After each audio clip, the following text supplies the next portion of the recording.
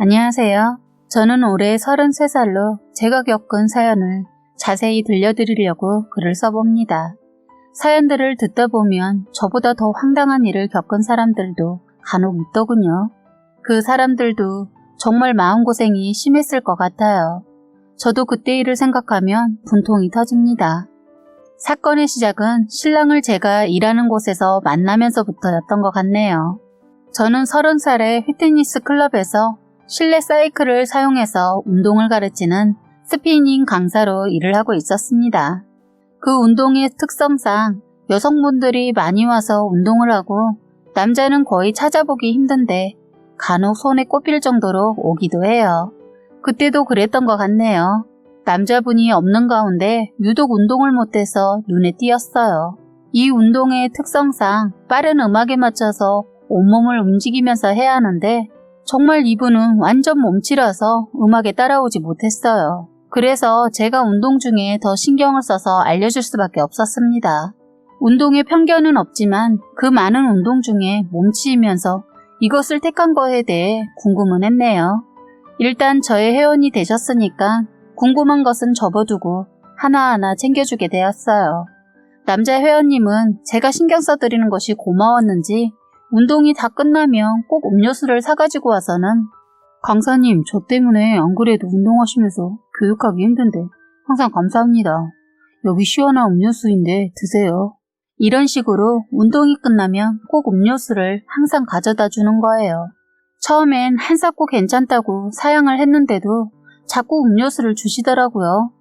특별한 사심 같은 그런 걸 보이는 게 아니어서 나중에는 자연스럽게 음료수를 주면 먹곤 했어요. 시간이 갈수록 그분은 운동하는 것을 곧잘 따라하시고 어느 정도 리듬도 타면서 열심히 하셨어요. 솔직히 여자 회원들이 너무 많기 때문에 불편해서 그만두지 않을까 했는데 끝까지 다니더군요. 그래서 살이 많이 빠지셨는데 완전 사람이 하루하루 달라 보였어요. 그 사람과 오랜 시간 같이 운동을 함께 하다 보니까 친해지게 되었어요. 이런저런 대화를 오고 가다 정이 들었는지 말도 놓게 되고 어느 순간 이름도 편하게 부르면서 친하게 지내는 사이가 되었어요. 그 사람과 대화를 하면서 그리고 그 사람을 알면 알수록 괜찮은 사람인 것 같다라는 생각도 하게 되면서 호감이 생길 때쯤 이 사람이 저에게 대시를 하는 거예요. 혜미야, 이제 안 되겠어. 나도 좋아하는 것 같아. 내 말 듣고 많이 당황스럽지? 그런데 좋아하는 거 더 이상 속으로 하지 않으려고. 네가 남자친구 없다고 했을 때부터 많이 고민했어. 괜히 말했다가 지금 우리의 사이까지 멀어질까봐. 혹시 내가 너한테 부족하고 네 이상형은 아니지만 나랑 사귀어줄 수 있어? 나 너한테 용기 내서 고백하는 건데 내 진심 받아줬으면 좋겠어. 라고 하면서 고백을 하는 거예요. 솔직히 갑작스럽게 고백을 받으니까 당황스럽기도 하고 어떻게 해야 할지 망설였는데 그 망설임도 잠깐이었습니다. 왜냐면 아까도 그래 적었듯이 그 사람과 말을 할 때마다 느낀 것은 사람이 진국인 것 같고 나쁘지 않았기 때문이었어요. 그리고 무엇보다 저도 호감이 생겼기 때문에 서로 더 알아가는 시간을 가져보자며 사귀는 것을 허락했습니다. 남자친구는 사귀자고 한 날부터 무진장 저에게 애를 썼어요. 그리고 다른 고백도 하더군요. 운동을 그만두고 싶을 때도 있었는데 제가 좋아지면서 끝까지 버텼다고 하더군요. 그래서 결론은 멋진 몸매도 가졌지만요. 남자친구는 이제 건강을 위해서 운동을 하더군요. 처음 저를 만날 때는 뚱뚱한 아저씨 같았는데 살이 빠지고 나니까 제 나이로 보이더군요. 저보다 2살 많은 오빠였는데 정이 참 많은 것 같았어요. 매번 제가 부담을 느낄 정도의 선물은 아니지만 작으면서 유용한 선물들을 해주었어요. 예를 들어 핸드크림 이런 거요. 제가 운동을 하니까 손을 자주 씻게 되는데 그런 걸 놓치지 않고 챙겨주더군요. 거기에다 제가 좋아하는 향으로 주는 센스까지 있더라고요. 남자친구가 애쓰는 만큼 저도 노력했어요. 사랑이라는 게 혼자만의 노력으론 오랫동안 함께 한다는 게 힘든 것 같아요. 그래서 저희는 한 번도 싸움 없이 오랜 기간 연애를 했던 것 같아요. 그런데 저희끼리는 너무 좋았고 문제가 없었는데 연애 기간에 저는 남자 쪽의 부모님을 한 번도 찾아뵌 적이 없었어요. 좀 이상할 정도라고 생각하시겠지만 남자친구가 원하지 않았어요. 그래서 친구들에게 물어본 적도 있는데 그럴 수 있다고 하는 친구도 있고 의심이 간다는 친구도 있고 연애지만 안 보는 게 속편하다고 하는 친구도 있었어요. 한 친구는 아주 진지하게 그러더군요. 연애 때 괜히 남자 쪽 부모 만나봤자 피곤하기만 하다고. 절대로 이 사람이다 할 때까지, 그리고 무엇보다 중요한 건 결혼식장 들어가기 전까진 남자 쪽 부모님 만나지 말라고 하는 겁니다. 그 친구가 이렇게 말할 수밖에 없는 이유를 들어봤는데 결혼도 하기 전에 어른들을 보고 나니까 생신 때도 명절 때도 그냥 넘어가기 뭐하다고 하더군요. 그것도 정말 금전적으로 무시 못한다고 하는데 그럴 수 있을 것 같았어요. 둘이 여행이라도 계획하면 자꾸 사귀는 남자 쪽 어머니나 여동생이 들러붙는 바람에 단둘이 여행하는 게 너무 힘들다고 말하는데 듣기만 했는데도 답답했어요. 그 친구는 지금 예비 시부모 때문에 헤어지려고 하더군요. 예비 시어머니의 너무 심한 간섭과 물질적으로 바라기 때문에 남자친구랑 싸우고 냉전 중이라고 했어요. 친구 얘기지만 남일 같지 않더라고요. 그런데 처음엔 이 사람이 결혼을 하게 되면 인사드리자고 하는데 그 말이 처음엔 서운하기도 하고 뭐지 이 사람? 내가 모르는 비밀이 있나? 생각한 적도 있었어요. 그래도 워낙 남자친구가 바른 사람이고 저에게 신뢰를 줬던 사람이라 믿고 기다렸어요. 그런데 시간이 갈수록 괜히 다른 이유가 있지 않나 싶기도 하고 저도 인내심에 한계가 왔어요. 괜히 의심이 더 가더군요. 사실 남자친구를 사귈 때 꼭 남자친구 부모님을 만나야 한다고 생각하는 사람 아닙니다. 그런데 다른 이유도 있었기 때문에 제가 더 그랬어요. 어머니 만나는 걸 굳고 반대하는 것은 이해하는데 왜 연애하고 있다는 사실까지 왜 숨기냐고 했더니 남자친구가 그러더군요. 저를 위한 것이라고. 저는 그 뜻을 이해 못했어요. 그랬더니 남자친구가 잘 들으라고 하면서 혹시 자기 말 듣고 마음 변하기 없게 하면서 약속까지 단단히 바꿔서 말을 하더군요. 자기 엄마가 워낙 남의 눈을 많이 의식하는 분이라는 거예요. 그때 이 말을 듣고 무슨 말인가 싶었어요. 그래서 만약 저를 만난다는 것을 알게 되면 저를 귀찮게 해서 어쨌든 힘들어진다고 하면서 끝까지 자기 엄마를 안 보여주는 거예요. 사실 이런 얘기를 들으니까 안 들으니만 못한 거 있죠?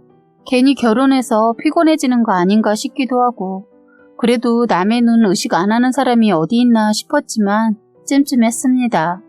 그런데 그땐 시간이 지나자 그냥 흘려듣게 되고 기억에서 잊혀졌어요. 그리고 제 성격상 한 가지 일을 오랫동안 생각하는 스타일이 아니어서 그냥 넘겼어요. 그땐 그랬네요.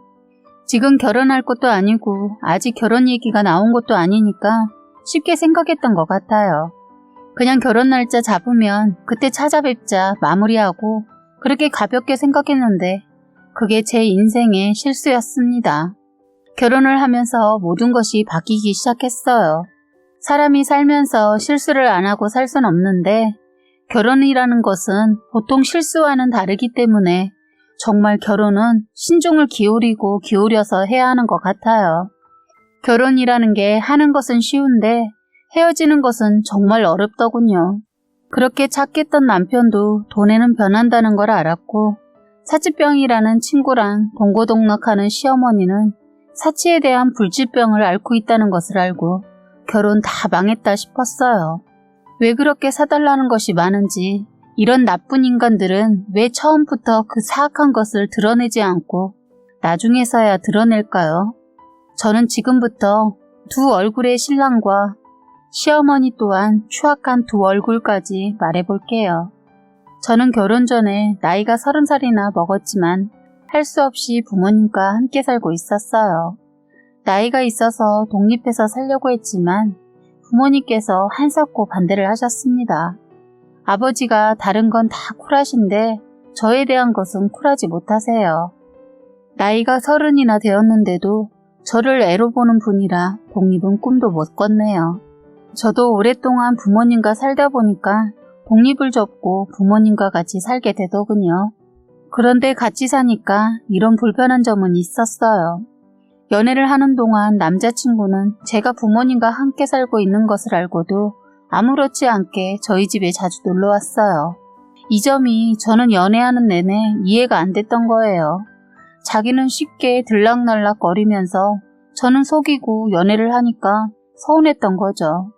그런데 나중에 사정을 듣고 나서는 바보같이 고마워했는데 그래서 제가 결혼하고 당한 것 같아요. 사람은 착하면 안 돼요. 이용당합니다. 나쁜 새끼. 다시 안정을 찾고 다시 말을 이어가 볼게요. 저는 이 사람을 사귀면서 알게 되었는데 성격이 정말 털털하고 어른들한테 잘하는 그런 사람이더군요. 그땐 콩고풀이 씌었다고 하시겠지만 그래요. 그럴 수도 있고 그땐 솔직히 그런 나쁜 놈이 아니었던 것 같아요. 처음엔 순진하고 순수했어요. 그래서 제가 더 좋아하고 했던 것 같아요. 저희 집에 이 사람이 놀러 오면 엄마가 계셔서 둘만의 시간을 보내고 싶어도 엄마가 있어서 그럴 수가 없었어요. 편하게 그냥 밥 먹고 놀다가 가는 정도였습니다. 남자친구가 부모님과 따로 나와 살고 있었으나 친구랑 같이 살고 있어서 남자친구 집에도 가기 뭐해서 저희는 가끔 둘만의 시간을 보낼 수 있는 곳을 가거나 날 잡아 여행도 다니고 했어요. 오랜 시간 그렇게 지내니까 저도 그렇고 남친도 그렇고 서로 애절했어요. 그래서 결혼을 결심했죠. 그러면서 저희는 긴 연애를 마치고 남자친구의 엄마를 소개받았어요. 처음 소개를 받은 날 예비 시어머니는 보자마자 저를 위아래로 스캔을 쭉 하시더니 좋아, 앉아. 그래도 집안이 못 살진 않나 보다. 그런데 가방은 나이가 있으니까 조금 더 값 나가는 것으로 올리고 구두도 그렇네. 하면서 하나하나 코치를 하면서 제 물건들이 싸다고 나이에 맞지 않게 하고 다닌다고 하는 겁니다. 그러면서 생뚱맞게 빌딩 있는 딸치고 너무 검소하고 순수하게 다닌다고 하더군요. 그런 말을 초면에 듣는데 기분이 상하더군요. 저를 지적하는 것도 그렇고 저희 부모님이 작은 빌딩이 있다고 말하시는 것이 거슬려서 남자친구를 봤더니 당황해하면서 그거 아버님이 나한테 말해줬어 하더군요. 솔직히 저희 집에 들락거렸으니까 모를 리 없지 하고 생각하고 마음에 두지 않았어요. 그런데 제가 빌딩 가진 게 아니고 부모님 건데 예비 시어머니 뉘앙스는 계속 제 것처럼 말을 하더군요. 그러면서 결혼하면 신랑한테 뭐 해줄 수 있냐고 처음 만나는 날 그런 걸 물어서 당황했어요. 그때 알겠더군요. 왜 만남을 가지지 않았는지. 시어머니와 처음 만난 한 얘기라고는 전부 옷, 신발, 가방 뭐 이딴 거 얘기만 했어요. 어디 거를 입어라, 신어라, 보는 눈의 수준을 높여라 등 이것저것 추천해 주시면서 지적을 하더군요. 사실 저는 운동을 가르치는 사람이라 구두, 가방 이런 거 자주 하지도 않지만 관심 없거든요. 구두도 가방도 그냥 중요한 자리이니까 격식 갖추려고 하고 나온 건데 잘 하고 다니지 않은 것들을 정보를 주시면서 지적하는데 정말 짜증이 살짝 났어요. 그땐 신랑이 눈치라도 있어서 바로 눈치를 채고 밥을 먹으러 가자고 해서 식사를 하러 갔습니다. 그런데 이분이 완전 그날 저를 벗겨먹으려고 했나봐요.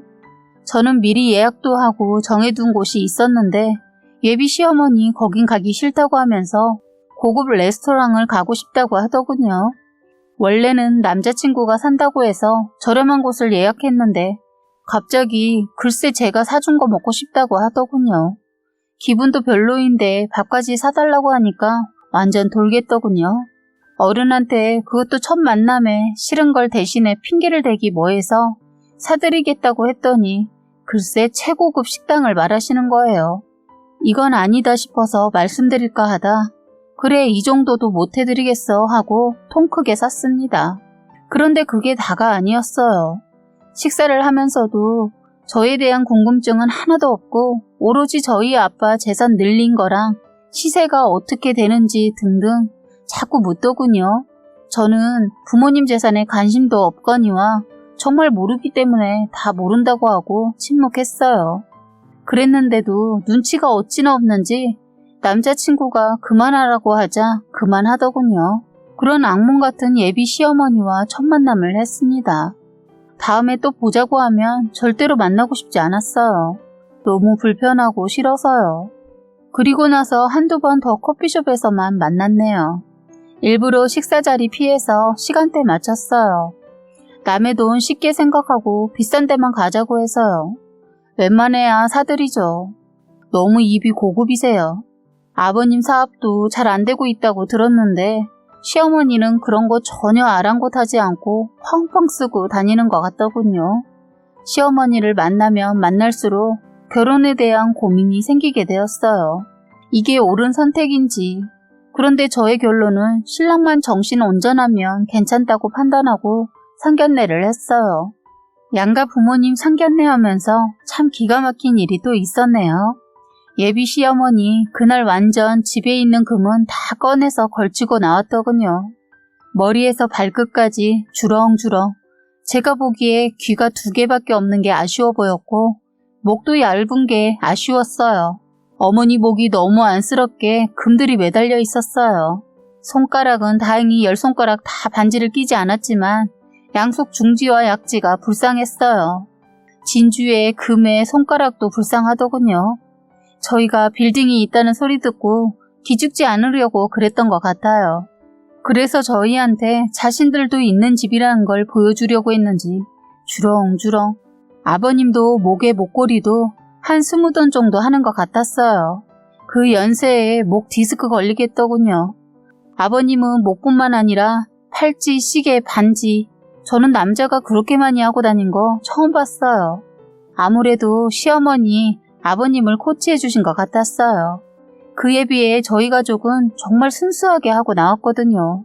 저희를 보고 시어머니, 혜미 양도 참 검소한 것 같더니만 부모님도 그러시네. 한 소리 하더군요.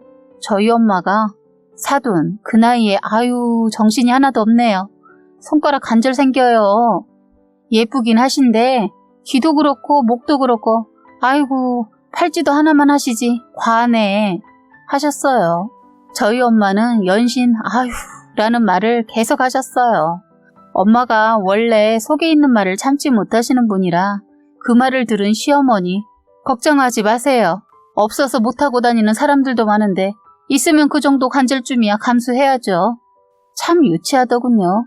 있는 티를 저렇게 내고 싶었을까 싶었어요. 옷도 어찌나 멋을 내고 나왔는지. 그런데 그날 대형 사고가 터지고 말았어요. 시어머니 하는 짓 보고 저희 친정 부모님 그 자리에서 나와버렸어요. 시어머니가 실수를 했거든요. 저희한테 한 건 아니고 시어머니 그날 옷이며 가방을 명품으로 하고 나왔는데 그만 직원이 국물 있는 음식을 식탁에 내려놓고 있었는데 어머니가 식탁 쪽에 손을 올리면서 그만 그분 손하고 부딪히면서 그걸 쏟은 거예요. 순식간이라 얼른 테이블에 있는 식탁보로 닦았는데 그만 그 국물이 가방에 조금 소량 묻고 말았어요. 시어머니 벌떡 일어나더니 그 직원의 뺨을 순간 찰싹하고 때린 거예요. 저희는 너무 놀라서 말리고 사과하는데 시어머니 거친 욕과 함께 그 직원한테 네 월급으로 못 사는 가방이야 로 시작해서 난리를 쳤어요. 아버지가 그것을 보고 그만하시라고 소리를 쳤어요. 사람 위에 사람 없고 사람 밑에 사람 없는 법인데 그게 뭐라고 지금 뭐하는 짓이요? 하자 예비 시어머니 이게 얼마인지 알고 그러세요? 그럼 사돈이 이거 사줄 거예요? 못 사줄 거면 나서지 마세요. 하더군요. 아버지는 그런 거 값도 모르시면서 그만 덜컥 사준다고 해버렸네요. 그러면서 저보고 그 가방 챙겨가지고 나오라고 하고 나가버리셨어요. 저는 일단 식당에 봉지를 구해서 어머니 소지품 챙겨드리고 가방을 챙겨서 나왔어요. 어머니도 신이 났는지 더 이상 일 벌리지 않고 따라 나오더군요. 이 글을 쓰면서 생각해도 그때 저도 웃깁니다. 왜 가방을 챙겨서 진짜 나갔는지. 어머니도 아버지가 똑같은 거 사준다고 하니까 선뜻 넘겨주었는데 여기서 기가 막힌 사실이 또 드러났죠. 그 가방이 가짜였어요. 시어머니 완전 그 백화점에서 개쪽 제대로 팔리고 저희 아버지한테도 제대로 찍히는 일이었어요. 시어머니 짝퉁 휘두르고 다니면서 있는 척하며 저를 깔아뭉갰더군요. 그 일로 아버지는 결혼 반대를 하셨고 안 쌓아둔 인성 보니 앞날이 뻔하다고 결혼 허락을 해주시지 않았어요. 저도 살짝 흔들렸습니다.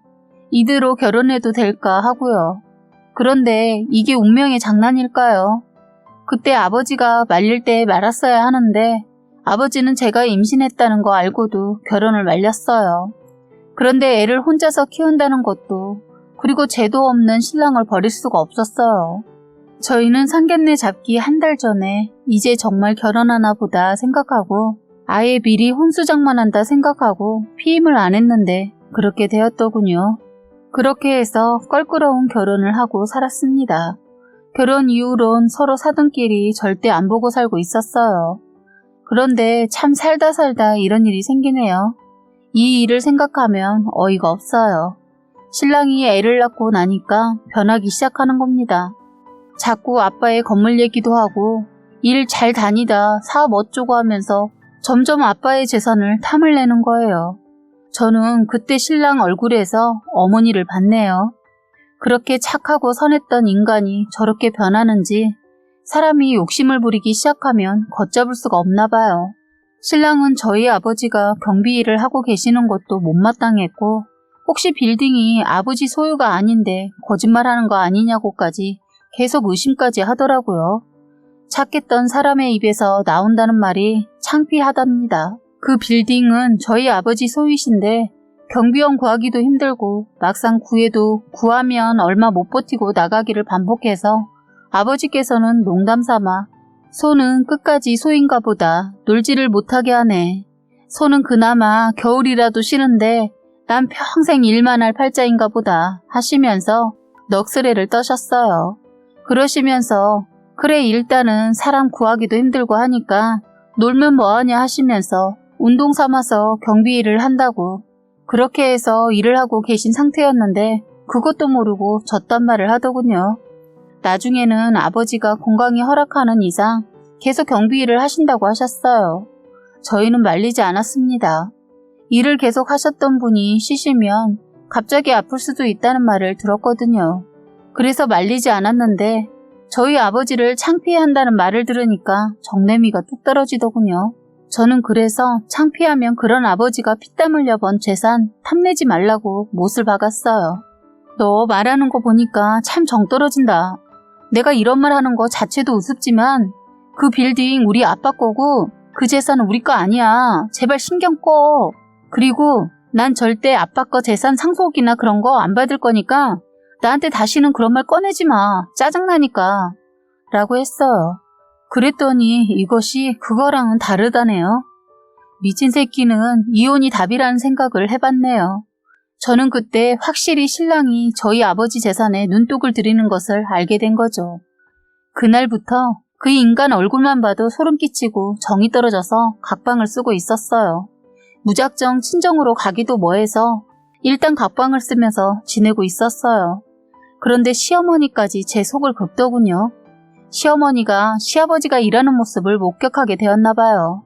시어머니께서 차를 타고 찜질방에 가셨는데 1층 주차장에 주차를 하려고 하는데 어디서 많이 봤던 사람 같아서 자세히 보니 저희 아버지였다네요.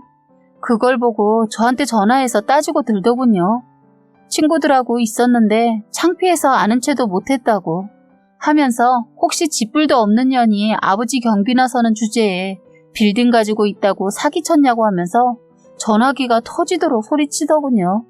그러면서 왜 하필이면 하고 많은 일 중에 왜 그딴 일을 하냐고 따지고 드는데 그 엄마의 아들이더군요. 둘 다 아주 쌍으로 재수가 없어서 이혼 준비를 제대로 해야겠다고 마음먹었어요. 저는 시어머니한테 저희 아버지 빌딩 소유하고 있는 거 맞고 다신 이딴 일로 전화할 거면 전화하지 말라고 하고 그냥 전화 끊어버렸어요. 그랬더니 다시 전화 오더군요. 받지도 않고 그냥 끊어버렸어요. 수신 차단할 수도 있었는데 약오르라고 일부러 안 받고 끊는 걸로 화를 돋구었더니 저희 집으로 쫓아왔더군요. 너 시애미가 우습냐? 약이 올라가지고는 어쩔 줄 몰라 하더군요. 네, 우스워요. 했더니 뭐야 이게? 시어머니한테 말하는 것 봐. 너 지금 배는 게 없지? 하면서 제 뺨을 치려고 하길래 손을 잡고 한 소리 했어요. 저희 아버지 창피하다고 말하는 사람한테 그럼 뭐라고 해야 해요? 내 부모 욕하는데 가만히 있는 자식이 어디 있어요? 그리고 그 빌딩 제 거 아니고 아버지 건데 왜 그렇게 관심이 많고 감나무 아래서 홍시감이라도 떨어질까 입 벌리고 서 있냐고요. 거지예요? 저 자꾸 자극시키면 어머니도 이 사람도 가만 안 둬요. 라고 하면서 아까 잡았던 손을 확 뿌리쳐버렸어요. 그랬더니 저희 시어머니 뭐?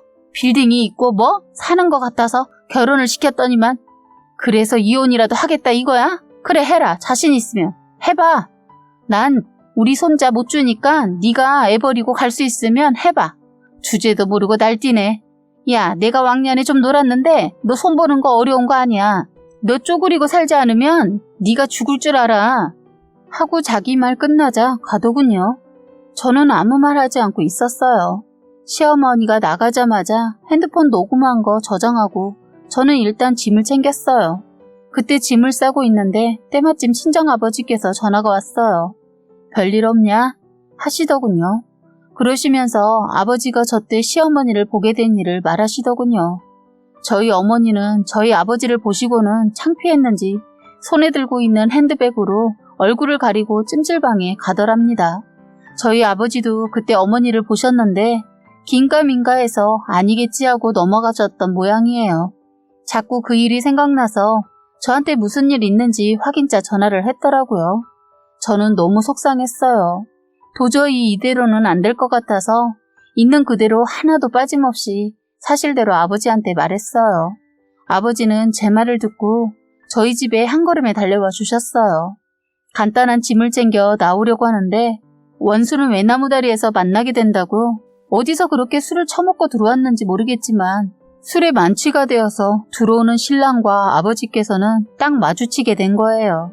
아버지는 신랑을 보자마자 이 새끼가 멀쩡해 보여서 결혼 허락했더니만 정신 나간 놈이라고 했어요. 아버지는 저희 집에 오셔서 저의 얘기를 듣기 전엔 신랑이 백수인 거 모르고 계셨다가 제 얘기를 듣고 나서 바로 그 사람을 마주치게 되자 아버지가 화가 엄청 나셨던 거예요. 큰 소리로 한심한 놈 같으니라고 너 지금 일도 안 다니고 뭐하는 짓이야. 그리고 내 딸 데리고 갔으면 최소한 남편 노릇을 해야지. 라고 했어요. 그러자 아버지가 들고 있던 짐을 뺏어서 바닥에 집어 던지면서 이 새끼 혀가 꼬일 대로 꼬여서 한다는 소리가 아우 뭐야 짜증나게 네가 장인이면 다야? 어디서 큰 소리야. 아이씨 잔소리하지 말라고. 술 먹더니 황당한 말까지 했어요. 그런데 대뜸 다들 이 집에서 한 발짝이라도 나가면 다들 죽여버린다고 하더군요. 정말 그 순간 공포스러웠어요. 아버지께 저런 인간하고 결혼해서 이런 상황을 만든 거에 너무 죄송했어요. 신랑은 아버지가 뭐 이놈아 하고 말하자 갑자기 거실에 있는 우산꽂이를 확 밀쳐버리면서 우산 하나를 꺼내들더니 뭐라고 하면서 그 우산으로 아버지를 위협하면서 휘두르는 거예요. 그놈이 휘두르는 우산 끝에 많이 다치지는 않았지만 팔을 맞으신 거예요. 저는 말리면서 야, 이 미친놈아. 지금 뭐하는 짓이야? 그 우산 당장 안 내려놔? 라고 말하기 무섭게 아버지께서는 우산을 왼쪽으로 잡으시더니 남편 싸다구를 한 대 내리쳤어요. 이미 만취가 된 남편은 뺨을 맞고서는 휘청휘청 거리더군요. 술이 떡이 되어서 자기 몸도 못 가눴어요. 그러더니 거실 바닥에 갑자기 주저앉더니 소리소리 지르면서 울면서 구석에 쪼그리고 앉아 잠이 들더군요. 아버지께서 아까 맞으신 팔이 걱정돼서 괜찮냐고 물었더니 괜찮으시다고 하시더라고요. 아버지께서는 이미 술에 만취가 되어서 저 인간과는 대화가 될 상대가 아닌 걸 아시고는 저에게 사돈 전화번호 뭐냐고 물어보시더라고요. 아버지가 시어머니께 전화하시더니 화를 잔뜩 내시면서 사돈, 당신하고 당신 아들이 나와 우리 딸 그리고 우리 집을 우습게 본 모양인데 나한테 죽인다고 협박도 하고 때리기까지 했네요. 당신 아들 감옥에 쳐넣어 버릴 테니까 그렇게 아쇼. 라면서 대뜸 전화를 하시고는 다짜고짜 영문도 없이 이런 말을 하는 저희 아버지의 말에 황당하셨던지 이 사람이 정신 나갔나? 뭐라고요? 내 아들이 왜 사돈을 때렸다는 거고 지금 밑도 끝도 없이 무슨 말을 하는 거예요? 라고 하시는데 그만 닥치고 당신들이 했던 짓거리들 내 딸한테 다 들었어. 당신네 집안이 이런 집안이었으면 절대 결혼 못하게 했을 텐데. 그러시고는 한숨을 길게 내쉬면서 더 깊게 말 안 할 테니까 그만 끊습니다.